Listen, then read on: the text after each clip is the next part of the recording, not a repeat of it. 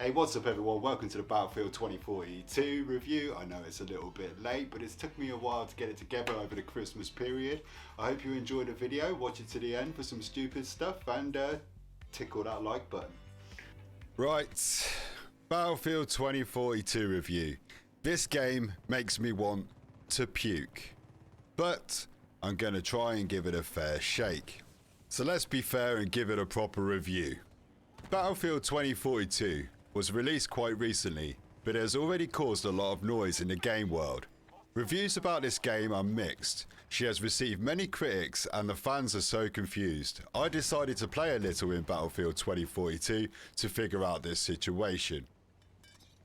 The new part turned out to be one of the most controversial games in the whole history of the franchise. Battlefield is loved for its multiplayer.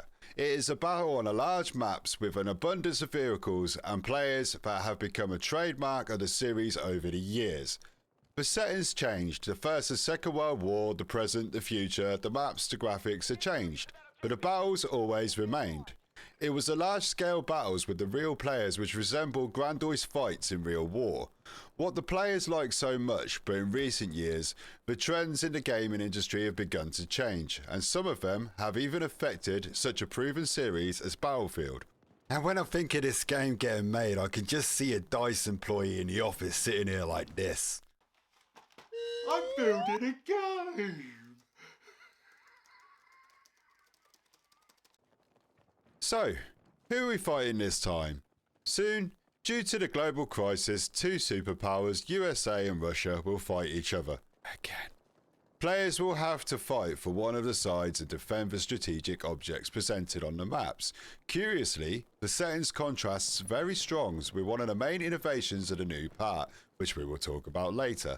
The game has only 3 modes: All Out, Warfare, Hazard Zone and Portal. So let's start with All Out Warfare. The main game mode of Battle 2042, All Out Warfare, immerses you in massive battles on vast maps, designed for 128 people. Although there were a few cards in the game, they all look pretty impressive and varied. I especially remember the Renewal map, which combines a desert with a modern scientific complex with abundance of vegetation. This contrast is played up pretty well in the introduction before the start of the battle. In large-scale battles, there are 2 main modes, Conquest and Breakthrough. In Conquest, you need to simultaneously capture as many points on the map as possible and hold them until the enemy runs out of reinforcements. Breakthrough, on the other hand, has an attacking and defending side. The first must, by all means, seize several main points in turn, pushing the enemies to the base and not losing reinforcements. The defender must hold the main points or make sure that the enemy suffers maximum loss and the remaining reinforcements are not enough for him to capture new sectors. Having both modes, it seems to me that Breakthrough is more dynamic and vibrant, and there are almost no destructible objects. All this makes the game less tactical and closer to endless action, and as we all know, Battlefield's main tagline is destructible environments. Not here, not present. And for the love nor money, where in God's name is the scoreboards? What kind of competitive shooter or fun shooter where you can't see how good or bad you're doing? Scoreboards? No, we're all equal, and I'm a pretty girl.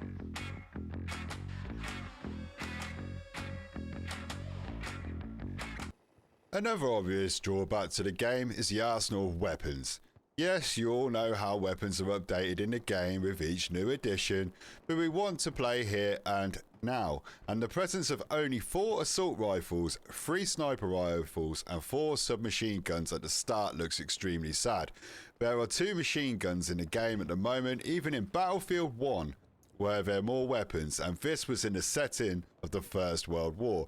Considering how important a variety of weapons is in shooters, it is simply impossible to pass by such a minus in Battlefield 2042. But I believe that the developers will get rid of this shortcoming, but only in the later stages. Just a couple of hours in, and this is exactly what this game does to me.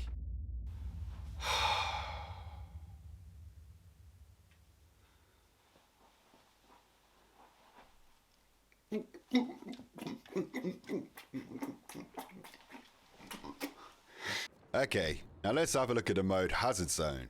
The presence of such a mode in a game like Battlefield looks unusual.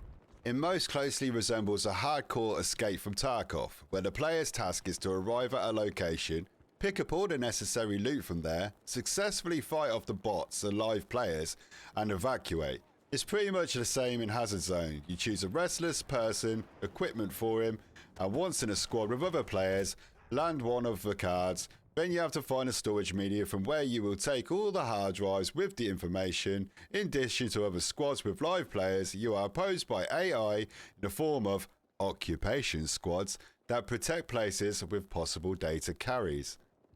In this mode, you can buy weapons and gadgets for in-game currency, and if you lose during a match, all purchased weapons will have to be purchased again. It makes the Hazard Zone even more like Escape from Tarkov.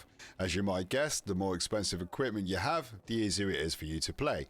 And the likelihood of you surviving and collecting more storage media increases. There are also fees in the form of in-game currency and experience points. Hazard Zone is a command zone mode. It all depends on the coordinated actions of the players. How will you cover each other? How will you choose points with the possible location of the data carrier? At what point will you decide to evacuate? Add to this, the risks of losing expensive equipment and a constant purchase of it for in-game currency.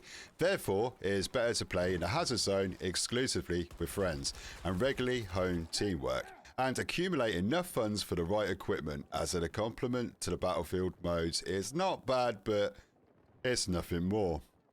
Now you're going to have to excuse me for 1 second, because all that beer I've been drinking to get through this game and through this review is, well...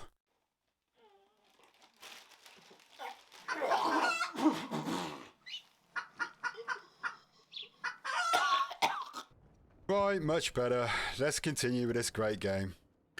And finally, the Portal mode. It's nostalgia and creative freedom. The real strength of Battlefield 2042 is a new Portal mode.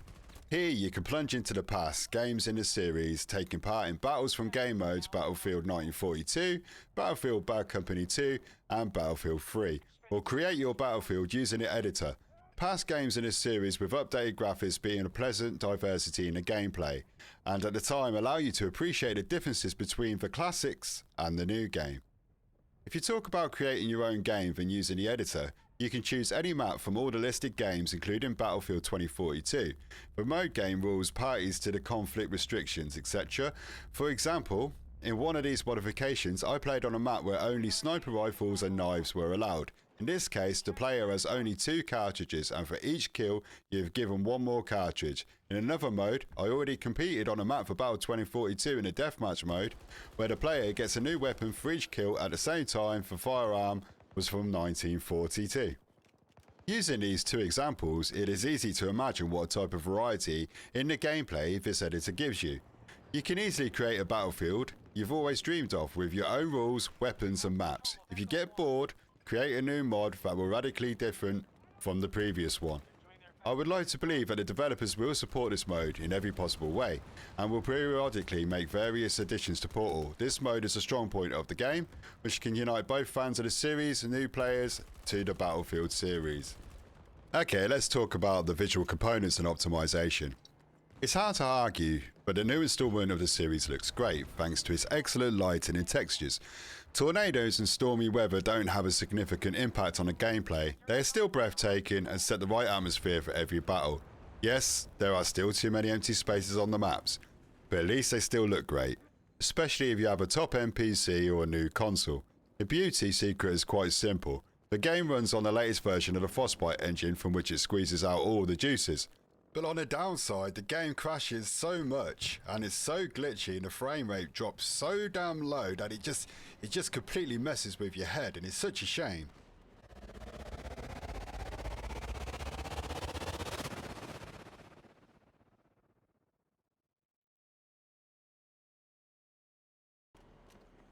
Sometimes even too much, and the frame rate drops rapidly, although on the old maps in Hazard Zone the FPS got higher, but not by much. Optimization not only leaves much to be desired, but also leaves much to be desired. Time after time, the release of the next Battlefield into a technical nightmare, so it's no surprise that 2042 was no exception. To DICE's credit, it should be said that the game is now working more stable, but that's after release. So what's the conclusion? And remember, I'm trying to be nice here. The new Battlefield is increasingly moving away from its origins and shifting into the realm of popular online shooters. It is evidenced by the emergence of the restlessness and locations so strongly reminiscent of a battle royale.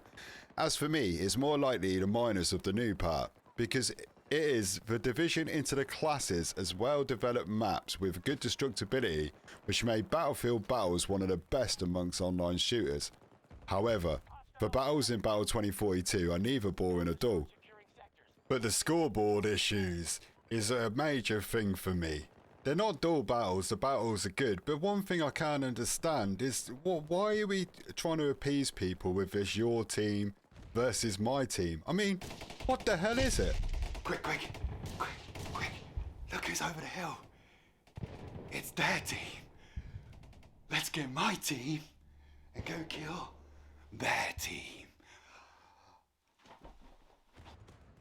Battles for 128 people with vehicles and bright fighters whose perks can slightly change the gameplay are very interesting and dynamic, and beautiful graphics and a modern engine only contribute to this. Although the presence of the restless people looks out of place in the game, it is interesting to play with each of them, and their abilities bring a nice variety to the usual battle locations. The Portal mode deserves a special praise. It's not only a breath of nostalgia for the past games in the series, but also an excellent opportunity for players to create their own game with rules, maps and settings. To summarise, the new Battlefield 2042 has best described as a game of its time. It has all the key trends and hints into trending and modern online shooters, good or bad. Everyone decides here, but I want to remind you that the series made its name for itself far from introducing actual game mechanics, but creating its own picture of network battles. Do you want to know what the final verdict is for this game? 2. 2 out of 10. It is not acceptable in this day and age to release a game this bad. I will not buy this game if I had a second run at it. I can't even return it for a refund. I have lost my money. This game is not Battlefield. This is a glitchy, buggy mess. Stay away from it and hit that subscribe button.